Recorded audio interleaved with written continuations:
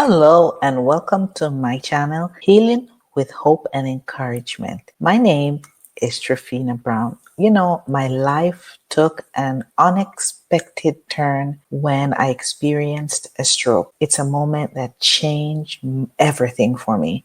It reshaped how I view healing, who I depend on, and how I understand faith. As I journeyed through this recovery, I felt a strong call to share my story, and that's how Healing with Hope started, and Healing with Hope and Encouragement. And that's how that came into being. Through heartfelt stories and inspirational lessons and scriptural insights, then I will help to share hope and encouragement to people who are going through recovery, who are experiencing suffering. And I hope to become a beacon of hope as I share. For anyone who's navigating illness, suffering, recovery, help is here. And I want to share my own experience. I want to tell you that I not only healed physically, but I also healed spiritually. It's a deeply spiritual experience when you're going through something you can't explain and no one else can feel it for you. We find strength and we find deeper inner peace sometimes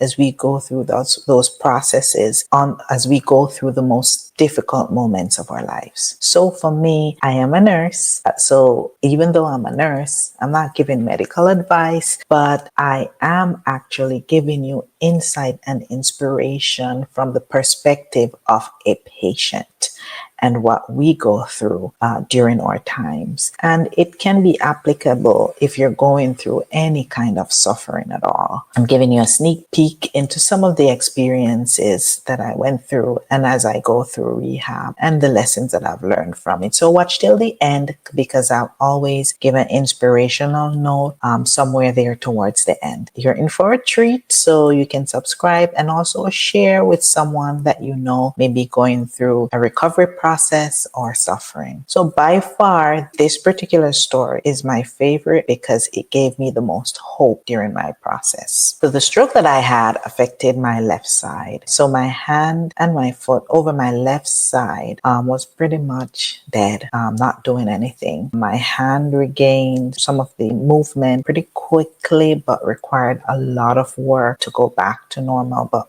they call it lower extremity, my left leg, my left foot was just not doing anything. And so what I found during my time, especially initial, I would say 2-3 months, was I couldn't do a lot on my own. I couldn't turn myself. I had to wait or call someone to take me to the restroom. Basic functions. That was just not good for me. Someone who always liked to be in control and independent. That was hard for me. I had to wait to be set up. When I ate, I made a mess because my two hands were just not doing it. My phone, I could not hold my phone with that hand.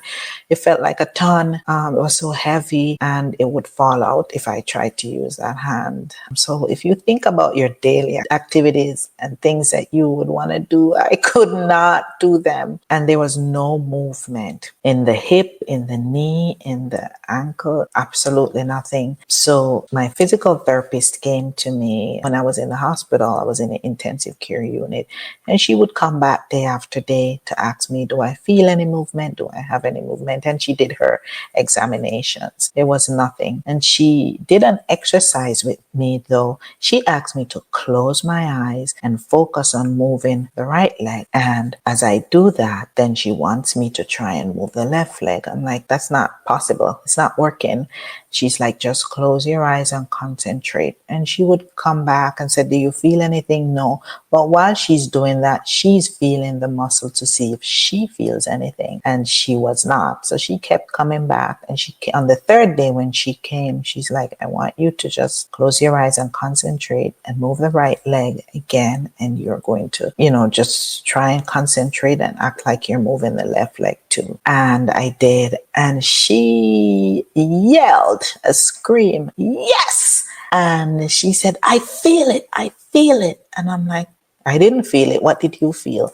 She said, I felt a trace movement. I felt a flicker of movement in your muscle. She said, I know you don't see it. I know you don't feel it, but I felt it. And once I feel it, I feel that there's a movement, then there are things that we can do to stimulate those muscular activities. We can do, when you go to the rehab, they can do electrical stimulation. They will use that electric current to stimulate movement, future movement, further movement.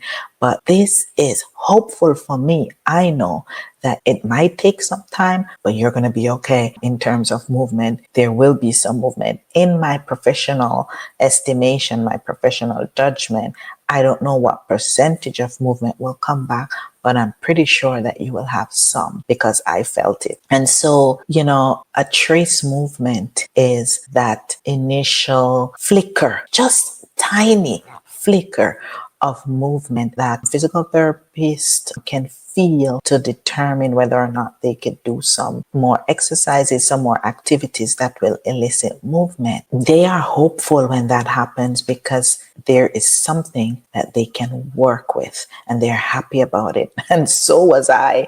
I was happy.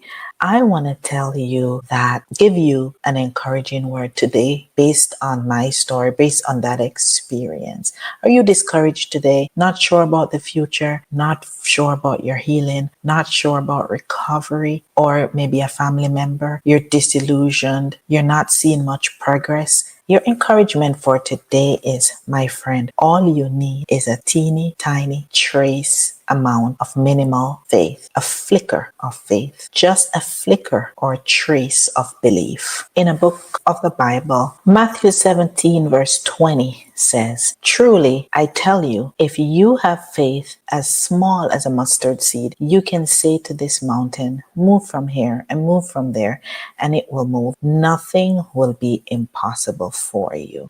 A mustard seed is a very small, tiny seed, but it usually grows into a large tree. So figuratively, if you have just a small amount of faith, you could do something big with that. That is the message I think they were trying to make. This was used to describe the type of faith, which means all you need is a little bit to make your experience much. In rehab, a trace or a flicker of movement was hopeful for me, was hopeful for my therapist, but it required trust. I needed to trust the rehab process because something big was going to come out of it.